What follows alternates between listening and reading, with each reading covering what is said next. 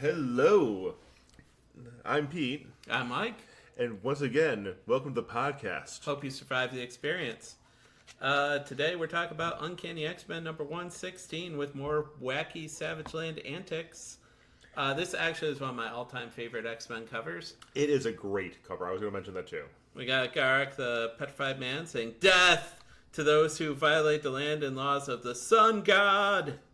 You know, this could be a prog rock this could be a 70s prog rock album. It could be. So I didn't think of that until you belted that out that, but I could see that. Yeah, I feel like King Crimson could definitely do this. But Colossus, Banshee, Ka-Zar are all being burned at the stake, and at the bottom it says, "To save the Savage Land." And on my copy of this, and every copy of this I've ever seen, like, it's cut off in the middle of the text on the bottom of it. It is just great. There is this, the Cyclops is, he usually has that cold blue steel form. He is clearly being heated. I mean, there's clearly, he's going from yellow to red.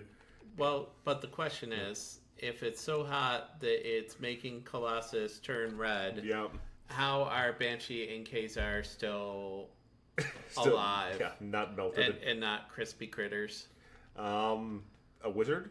A wizard did it. Yeah. I want to actually, in the 1970s, all Marvel Comics and most DC Comics too would have a little box at the top of the front page to kind of tell you what this comic is about. And I've always liked the X-Men one, so I'll read it today. It says, Cyclops, Storm, Banshee, Nightcrawler, Wolverine, Colossus. Children of the Atom, students of Charles Xavier, mutants. Hated and feared by the world they have sworn to protect. These are the strangest heroes of all, the Uncanny X-Men. But a lot of the phrasing in that gets used in Marvel Comics forever. Children of the Atom, feared and hated by the world they have sworn to protect. Yep. And Strangest Heroes of All is a reference to X-Men's original tagline, which was the strangest teens of all. They were pretty strange teens. I mean, but were they the strangest? It's debatable. What do you think, listeners? Give us your top 5 strangest teenagers. I'm afraid of the answer. Anyway, so splash page, we have... We have Ka-Zar, Cyclops, Colossus, Nightcrawler, Storm, Banshee, and Wolverine. Doing this, I was talking about. I mentioned this to Mike off air. I love the way that John Byrne very often has characters interacting with the logo. They're climbing a mountain that has "To save the Savage Land" carved into it. And they're even like holding on to parts of the letters. Yep. It's cool. And Ka-Zar is about to show them Garokk's city, not once damned, not twice damned, thrice damned. I'm glad that you also picked up on that. And the next page, we spend 2 pages with a shot of the city, but at least there is a whole lot of exposition around it. Yep. But also, I'm getting some deja vu here, Pete. This looks. This isn't the same as Magneto's under Volcano City, but it's clearly the same architect. Yeah, there's towers. There's a central dome. It definitely reminds one very strongly of Magneto's under Volcano base. The exposition tells us basically that this city was built over a geothermal vent that was largely what caused the Savage Land to be a prehistoric jungle in the middle of Antarctica, and that with this sucking up all of the geothermal vent energy, it's just becoming Antarctica. And if they don't do something about it, there will be no more Savage Land. There'll just be this one wacky city using Magneto's architect. And then there will be no dinosaur adventures, and that will not do. We need dinosaur adventures. So this is the city that was. So this is the city. So Garokk, is reincarnated. There is a sci-fi city. He destroys that sci-fi city, and then summons forth this new sci-fi city. Yeah, that's a lot of steps. It feels like he could have saved a step. Yeah, but we needed to get rid of the flying shark, so the city had to go with the flying shark. Fair enough. And Cyclops says, how could he build so much so fast? And Ka-Zar says, Cyclops, I already told you last issue, a wizard did it. Pretty much word for word. Ka-Zar says a god did it, because to a god all things are possible, which is basically Chris Claremont not wanting to get sued for using the line, a wizard did it. Because the first wizard who did it was, of course, Shazam. Yeah, that would make sense. And now we have multiple smaller pterosaurs that have people with spears on the backs of them coming to fight the X-Men. And I just like they have blinders on them, like they're racehorses. It's not? Definitely something. Banshee and Storm get airborne to try to fight them because Cyclops seems to not be able to get a bead on them with his optic blast because they're just so cool and fly around so well. However, Nightcrawler does teleport for the first. We haven't seen him teleport in a minute. He doesn't like to do it very often at this point in time. I like the fact that he bamps from the background of the page into the foreground of the page. That is pretty cool. Yeah. And yeah, I mean, this is just an awesome fight scene. The savage pterodactyl riders take prisoners of Cyclops Peter, Banshee, and Ka-Zar. Yeah. It's just kind of awesome. This is just fun. And Ka-Zar was going to plummet to his death, but they're like, we're not going to let you plummet to your death because we want to put you in our ridiculously easily escapable trap. They do put a net on Banshee, and he says he didn't hear it because he was sonic screaming. See, I like this. This is a time period where, like you were saying last episode, Banshee's screaming, works like screaming. It is, he is making a loud noise, and he can't pay attention to everything around him, and he can't talk while he's doing it. And Nightcrawler teleports for the second time in this issue. Because he teleports back to where he was. Oh, yeah. No Bamf that time, though. Well, but it has the brimstone and all True. that. I think the Bamf happens where he comes from, as opposed to where he goes to. Oh, okay. And we're so only somewhere seeing, over here. there's a Bamf. And...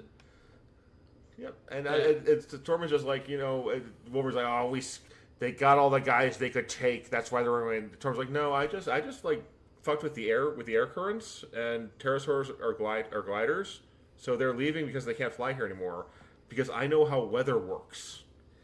And Wolverine begrudgingly says, "Okay, good job, but now we're gonna go into that city and we're gonna get our buddies free." And Nightcrawler's like, "Hey, that saber-toothed tiger, Zabu." Seems to have some objections. Wolverine goes and he talks to the saber-toothed tiger. Kind of adorable.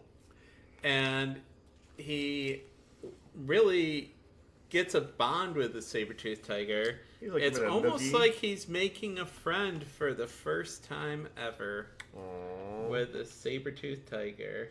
And then the saber-toothed tiger just runs off. And Wolverine insults the entire universe, which by saying that cat's smarter than most people I know. In all fairness, I know a lot of cats that are smarter than a lot of people. All right, not everyone, fair. But And Nightcrawler says, "Were you really talking with it?" And Wolverine's like, "Yeah." And Storm's like, "Truly, there is more to you than meets the eye." Listen, and Wolverine says, "I'm a short man, so it's not hard for there to be more to me than meets the eye." We're still not sure that I'm not a mutated Wolverine at this point. Not entirely sure. So they they go down into the city. Wolverine says, "We gotta take out this sentry pretty fast and quietly." And Nightcrawler's like, "I can teleport. I've only done it twice so far. I can do it a third time. I promise you." And Wolverine's like, "No, I want to gut this guy." And so he does, and Storm cries for a second about it. And Nightcrawler is making the most oh my god, I just saw a man get gutted for no reason face I've ever seen. That's what that face said. If you showed me that face out of context, I would say that's a man who has seen someone get gutted for no real reason.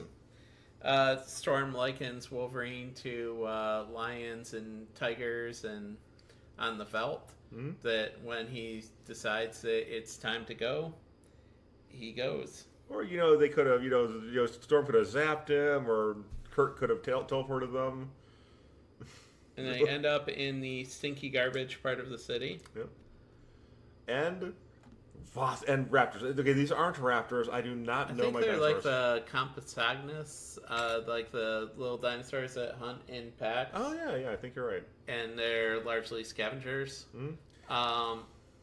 And he bites Wolverine's hand. Yeah, like swallow, like he is in there, this thing bites Wolverine's arm up to like the mid forearm. And so, joke's on him because Wolverine pops out his claws, which kills this dinosaur by stabbing through the back of his head. And the fun part is, so like this is the first time that Wolverine refers to himself as having unbreakable bones.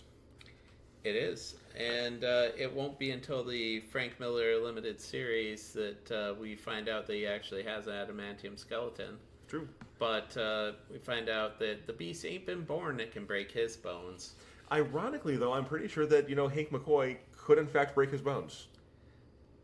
Probably. Hank McCoy is a lot stronger than people give him credit for being because he's silly, and so people underestimate him. Oh yeah, it is a matter of there is the dancing blue clown. He could break all of my bones in alphabetical order. I have literally read comics where Beast pitches a semi in the air. Oh yeah. He's strong, and he does not get much credit for it because he hangs out with people like Thor. Yeah, when you hang out with people when you're a ridiculously strong human being, you still get outshined by gods. It's like, yeah, I'm strong, but there's Thor and Iron Man and Hercules. So, am I strong? And then and then Storm is just like, hey, maybe we won't kill all these dinosaurs for no reason, Wolverine. We're going to use a tactic that I used in X-Men number 95, which was during the first adventure of the all-new, all-different X-Men. They were in NORAD in Colorado, and in order to disperse the guards, they, Storm, notably, flooded the inside of the base, so they all got washed away. So she does that to the dinosaurs in the trash area, and that probably helps her too because it gets rid of some of the stench, one would assume. And since Mike and I are foreshadowing things, she will not be as gentle the next time she attacks people in tunnels. Oh man, that's gonna be quite some time from now, but worth the wait. It's got one of my favorite X-Men moments where. Well, we'll get to that when we it get has to a lot of amazing moments. There are about a half dozen I can think of that Mike might be thinking of, and they're all valid. Thinking of Storm stabbing Callisto in the heart. That's a good one. That's a good one. So, okay, so next we see... Okay, so I did a bizarre amount of research into this, right? So it opens up into the stadium in the center of the city.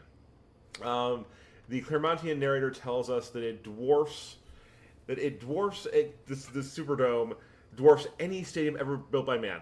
So this is 1979.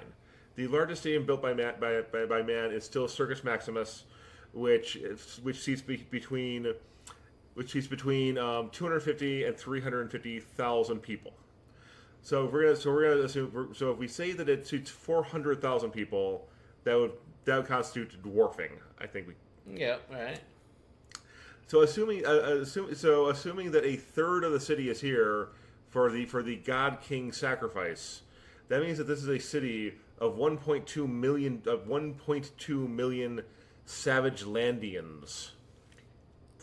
And it does look like the stadium's filled. Yeah. The art seems to indicate that. But I want to back up for just 1 second because Aurora is complaining about the urban sprawl of this city, and Wolverine's like, it's just a crappy part of it. And as they go, Nightcrawler's even like, I've seen prisons with more personality and warmth. So at one point, like, people are actually now agreeing with Storm when she is like, all of these mechanical things bother me. Oh, yeah. And they all agree, this isn't cool. And I am going to challenge your math a little bit, because Wolverine going through a city says, where is everybody? So I think there's more than a third of the population here. Let's say half, maybe? Yeah, but it's still a whole lot of Savage Land cultists in here. And they're so far away that the figures in the exact center of this are unseeable. He's far enough away, so I know that, as the comics go on, power creep becomes a thing. But Kurt, they're like, hey, Kurt, can you just teleport over there and save these guys? Like, I am not sure that I can. That is, I probably could. I will pass out if I try. Although that's what he thinks. Yeah. What he says is, yeah, sure thing. Watch me. Kurt Wagner, a showman till the end. And then we see what's happening on at the center, and it is the X-Men restrained. It is the Petrified Man and Zaladane. But again, what really is eye-catching is Colossus is on a pyre, and he is red. He is magenta hot. Unlike the cover, it seems like they're burning Colossus individually, so I can accept that he's red hot and that Banshee has not melted. Yes. Also, Colossus knows what vibranium is. And also, I like how he's talking back to Garokk. Garokk is like, I'm going to kill these people to show the people who might agree with you in the community that I'm not going to tolerate any transgressions of my law of peace. And Colossus is like, law of peace? Law of butchery is what it really is. Listen, if you just told us everyone here is here peacefully and of their own will, we probably wouldn't have had a problem. And I like that Zaladane says to him, for the good of the state, Outlander, sacrifices are necessary, she says to the Soviet. So what you're saying is he should contribute, according to his abilities? Yeah. So... And then...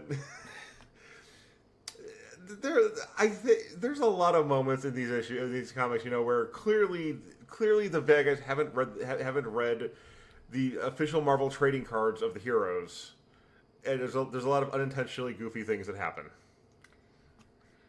like the Petrified Godman and Cultist Number 1 trying to set up a communist utopia and talking smack to the communist. It's hilarious. So Kurt manages to make it, and he pulls Cyclops' blindfold off. Now, what Cyclops says here, or thinks here, is that another X-Men is about to die, and he's unable to prevent it. This would be, by his count, the fourth X-Man that he basically watched die. So, Thunderbird, Jean and Hank, and now Colossus. Yeah. And Colossus is like defiant to the end. He knows that it's going to cause a lot of pain. Yeah. He actually spends a little time. I wonder, will I melt? Jesus, that's dark, man. Will I burn or will I melt? And so, Nightcrawler thinks that the most effective thing he can do is pull Cyclops' blindfold off, and he's correct, because Cyclops then immediately frees Colossus. So now you have congratulations, cultists. You now have a red hot Colossus who you have pissed off. You know what's scarier than the 7-foot-tall Russian metal man? Burning hot 7-foot-tall Russian metal? Yeah. I've had actual nightmares about that. I do now.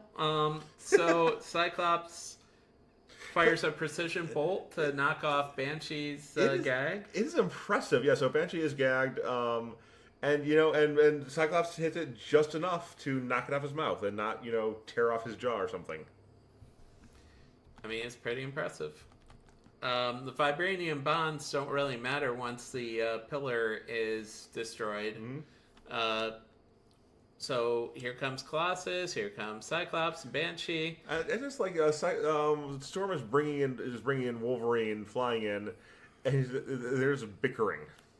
It's just like, just stop squirming. Listen, it's hard to hold on to you. And then you have red hot Colossus punching people. Red hot Colossus dropping some red hot facts. Do not worry about us, Aurora. Save your concern for the slayers of old people and children. Jesus. Yo, who destroyed the Third Reich? It's us, the Russians. We don't take to slayers of old people and children. This is true. And then you have the petrified man just doing the smartest thing. And he's just running the hell away. It's like Colossus is just like decking people and lighting them on fire at the same time. It's he seems to both be on fire, and like Mike said, he seems to be so hot that contact with him is spontaneously combusting other people. I mean, that's pretty hot. But Cyclops notices Garokk running away. Some sun god he is. There's sun godding and there's common sense godding. And so he's like, I spent too much energy building this thing out of nothing when I could have just adapted to Sci-Fi City. But actually, he doesn't even think about or just ask Magneto to give me a phone number. And so he is trying to run away from Cyclops. Cyclops is like, you think that closing a door in my face is going to make any kind of difference, even if you do a dramatic slam sound effect when you close the door in my face? No. I don't think that's a sliding door. I am fairly sure. I could be wrong here. I'm fairly sure specifically sliding doors have come up a few times from Cyclops' point of view. Yes. I grew up in the Midwest. Sliding doors are a thing, or everybody's house has like 3 sliding doors. I don't know if that's not the case in Iowa or Alaska, where Cyclops grew up. Nebraska, but he grew up in an orphanage. The world's best orphanage. Such a great orphanage. Do we sound sinister, mister? I'll be here all week. Try the veal tip your waitress. we get a couple. Then we get like a couple pages of just Cyclops just chasing Garokk through like this MC Escher type layout. Even though this is just like thought bubble on top of Cyclops running upstairs, I like it. Yeah. I mean, it's simple, but it works. Yeah, it's very true. Thought bubble, running up the stairs. This is scary. I'm getting winded. It's going on forever. I'm sure he's going somewhere, sinister. It's good. And when I get up, Cyclops is like, I see what he's trying to do. The city is built over a geothermal heat sink, and Garokk is going to go get a dose of geothermal energy in order to power himself up more. Yep. And that is exactly what Garokk is doing. And then next page, that's exactly what's going on. We're seeing Garokk get powered up. It's looking like the universe brain meme here. It is actually. And he says, "I have I-beams too. Let's I-beam each other as a basically like a arm wrestling contest, but I-beams." Yep. And actually, I did ask Mike about this because Mike is I know a bit about comics. Mike knows quite a bit about comics. And it was just like which was can Cyclops power up his I-beams? Because you see that a lot. You see the ultimate stress pressure thing. And he can. It always has a default setting of on. Mm-hmm. And his visor controls whether he is actively blasting people or not. But it's always powering on. Yeah. But he can force more energy through it. And yes, kids, he is 9 vulnerable when he's blasting. I'll show myself out. That's Cannonball. Yeah, that's true. A character from many years in the future from here. 4 or 5 years. Oh, that's true. Not too much. We'll get there. So the question is, who is going to reach the upper limit first? Whose I-beams will I-beam the most I-beam? It's an I-beam-a-thon. This is still going on a page later. And the city is falling apart. This is the second time that Nightcrawler has been the one to first point out, hey, does this base feel like it's falling apart to you? I love Kurt Wagner so much. Kurt, he is, he looks like a demonic elf. He is the person he is the most grounded. Him and Peter Parker probably sit around talking about, who's more grounded.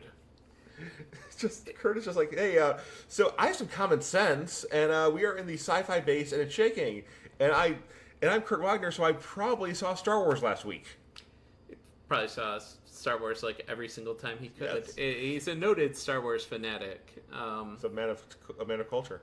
He's a big movie buff in general, and he idolizes Errol Flynn. But none of that is important right now. And then we have Cyclops. I think Cyclops is actually... So they were standing and looking at each other. Cyclops now seems to be backing down a ladder. I think it's stairs, right? Stairs, very yes. slow stairs. Yes, very slow stairs. Yeah, I can see that. And...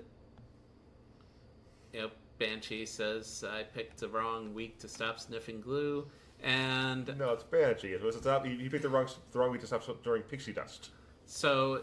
They're trying to get Storm and Banshee are trying to get everybody out of here because they are the people who can move the best. And they're like, let's do the same thing that we did when we got everybody except G and Hank out of the volcano. And then Wolverine is supposed to motivate everyone else in the city to keep going. And, if you have an angry Wolverine lunging at you, that probably could get 300,000 people moving at a quick pace. And it has already been stated that now these people actually want to be here. And so what happens in the I-beam off is that Scott and Garokk both manage to fall into the pit because they are both more powerful than the land around them. Banshee manages to grab Cyclops. Storm and Cyclops confronts Death very reasonably. He's like, looks like my number's up. Yep. I hope everyone else is fine. It's a very Scott way to plummet to your death. Yep. Banshee gets him. Storm decides to go after Garokk, and very nearly gets him. Almost there. Oh, so close. Hit by a rock. Closer. Yeah. It was very dramatic. And then we go back to a monologue about her claustrophobia. Yep. And then she comes out of the pit alone. Cyclops at first is like, I think that she may have died down there because this issue, Cyclops is predicting that everybody dies at one point in time or another. And then Storm comes out, and I am sorry, the imagery, I can literally only say like a phoenix. It does kind of have the Phoenix Raptor shape to it, even. Yeah, it's very... So there's Storm, gets out of there, and she looks sad. Nightcrawler's like, maybe I should go over... Or Banshee is like, maybe I should go and see how she is. And damn it, the emotion that John Byrne puts on her face. That is a woman with a 1,000-yard stare. And Wolverine actually is the one who says, like, hey, maybe don't go talk to her. She went down there to save a life. She came up empty-handed. Whatever happened, it's probably something that is none of your business, and that she should be given her space to process. Yeah, just that look on her face, man. Oh, it's beautiful. Yes, it is beautiful and tragic and beautiful. And as much as we glaze John Byrne on this podcast, we do not say enough positive things about his artwork, despite the fact that this podcast is mostly saying great things about his artwork. And I mean, like, all of the time, like, John Byrne with emotional moments is fantastic. We talked about Jean talking to the professor. Jesus, yeah. And this, and many to come over the next several issues. John Byrne can draw the 1,000-yard stare excellently. And then and then I thought, we haven't seen it in a few pages. A lot of chest hair. We need some 5 o'clock shadow to go with that chest hair. So the X-Men are now...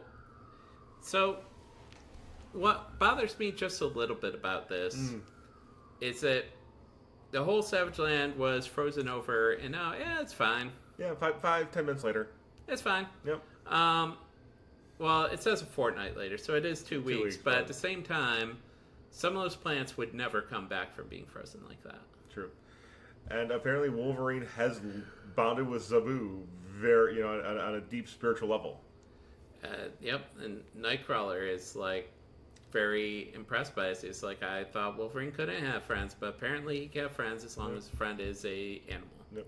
And apparently touching, apparently Carl is still, his hands are still bandaged up 2 weeks later after touching Colossus while he's transforming, which just seems rather horrifying, really.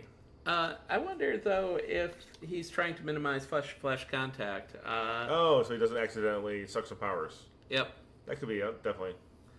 But Carl Lycos says, I'm not leaving this area. I want the world to think that I'm dead because I don't want to end up Sauroning on my way around New York City again. Of course. But in fact, all I want is to start my way across to New York City, maybe make the population of New York into dinosaurs. He's a complicated man. He doesn't want to cure cancer. So they have this boat that they're using, but apparently the boat has no means of propulsion. So Cyclops has to I-beam the river in order to push the boat. And it's kind of, I don't know, I'm somewhat annoyed by it. Yeah. So, Mike, I'm no boatologist, but they do have a woman who can control the wind and the current, right? Oh, certainly she can. Why not just put a giant sheet up? You don't even need to make a sail. Just put up a tarp. Yeah, well, I have no answer. Yeah. I don't. But you know what? This is one of the few things that we can complain about here. Yeah. But they get out the cavern, and Storm says, I sense a storm. There's a storm. We have no control over this. We must flee the storm. If only someone here could control storms. Sorry, this is slightly ridiculous. Yeah, especially considering the ridiculous things that Storm sometimes does. Yes. Sorry, several pages ago, she summoned a storm inside of a building. Right, but this is one of the worst winter gales, and she can't even reduce the power of it. And so the X-Men are adrift, and they don't know where they're going. And next issue we have the least expected X-Men origin of them all. Psywar. Which, again, tell me that's not a 70s... Tell me that's not a Blue Oyster Cult album. I think it actually is a Blue Oyster Cult album. I think it is. Yeah. But I do think it is. But anyway, not only is it a Professor X origin story, but there's bonus origin in that story. Could it be a plucky young thief on the streets of Cairo? It could be. There could also be the first appearance of a very big X-Men villain, whose niece will become a big thing in a few years. Yep. So listen, people. I want to cover New Mutants. I think Mike wants to cover New Mutants. I think everyone wants to cover New Mutants. I'm enjoying the heck out of this. Pete. Yeah. I believe you are incorrect. No, I love the New Mutants. What?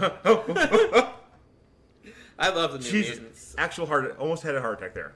I still have my New Mutants #1 that I bought off the spinner rack back in the day. So this is not appropriate to anything at all, but as long as we are talking about New Mutants, the first comic I ever bought, the first comic I ever bought was, I forgot what issue it was. It is the issue where Sam Guthrie is going to take Lila Cheney home to meet his mama. And and Lila spends the issue just testing him. She shows up. They have an adventure. The New Mutants have an adventure. I forgot what the adventure was. End of the issue. Lila Cheney is in her punk rock gear. She's like, "Okay, Sam, let's go meet your mom." He's like, "Okay, that sounds great. I can't wait for you to meet my mama." And she's like, "Oh, you're gonna take me home dressed like this?" "Well, yeah, that's how you dress." And my mom, it's not how people dress here, but my mom was gonna see it and she's gonna think you look cool. Meanwhile, the very first comic I ever bought was Henry Pym going psychotic and believing he was going to the very first meeting of the Avengers as Ant-Man, and decides to fight the Avengers with ants because he believes that they are imposters, and it's a cool issue, and Ultron happens in it. The best part about this podcast, about covering podcast about the X-Men, very little Henry Pym. I love Henry Pym, man. Okay, and he's frequently a very little Henry Pym. This is true. Listeners, if you request a Pete versus Mike debate the usefulness of Henry Pym, put it in the comments and we will do it. I think I'm going to win. Okay. Anyway, thank you everybody for listening. Hope you survived the experience. I'm Pete. I'm Mike. See you guys in 2 weeks.